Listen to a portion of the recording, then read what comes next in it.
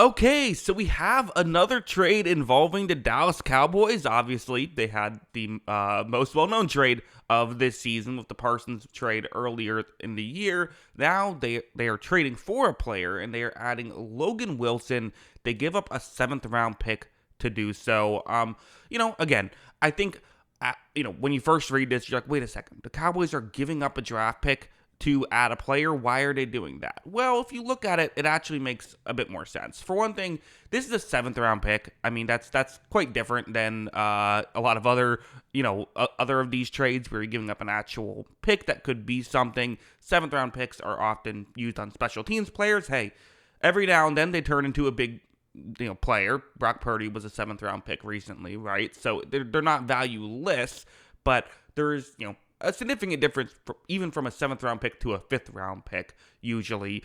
So that is an element of this. And also for Logan Wilson, even though the Cowboys don't appear to be in too great of a situation, it's worth mentioning Logan Wilson is under contract for the next two seasons. It's a $6 million cap hit for 2026 and a $6.6 million cap hit for 2027. So that's the next two seasons after this one.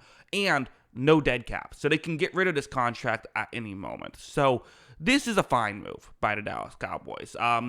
Worst case scenario, they have burned a seventh round pick, which is not that big of a deal. In best case scenario, they've gotten a starting caliber linebacker for the remainder of this year and 2 more years for a reasonable price. So that's kind of, I think, why, it's a fine move. Logan Wilson, it's interesting. So let's talk about him as a player. So, very good in 2021, the year that the Bengals nearly won the Super Bowl, made it to the Super Bowl, lost to Matthew Stafford in the Rams that year. Had a very good year after that and has shown flashes.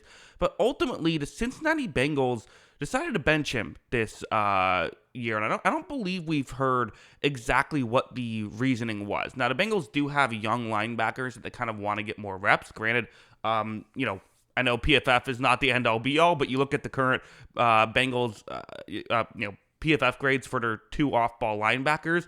Out of 82 eligible off-ball linebackers, they have the 81st and 82nd graded players. So that seems like a situation where maybe I'm not sure exactly what's going on there in Cincinnati. But again, if you have watched tape and you don't believe, it was a second and fourth round pick from this previous year that Cincinnati is starting, and if you've watched that and say, hey, I think that this guy can still play, it's not a crazy move to go out, spend a draft pick, and add him to your roster. Now, I'm a little surprised another team, maybe a team that feels like they can compete more this year, didn't make this kind of move. But again, maybe if you feel you can compete this year, you don't want to take a flyer on Logan Wilson, who, still has 362 snaps as an off-ball linebacker on the season, which is only a little bit below Demetrius Knight and actually ahead of the other linebacker, Barrett Carter for Cincinnati. So benched, not starting, but still getting about as many snaps as those guys and playing better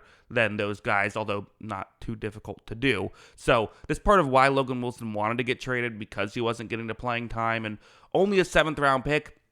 I'm assuming other teams just weren't willing to take on that flyer, but for Dallas, you can understand why they were. So I think it's a fine move by the Cowboys. I know we want to laugh at the Cowboys. Maybe we'll do something later to give us the opportunity here, though. I think it's a fine move. But yeah, those are my thoughts. What are your, and for Cincinnati, hey, player that you're going to probably get rid of at the end of the year anyway, might as well get a pick for him. So that's what I think. What do you think? Let me know in the comments below.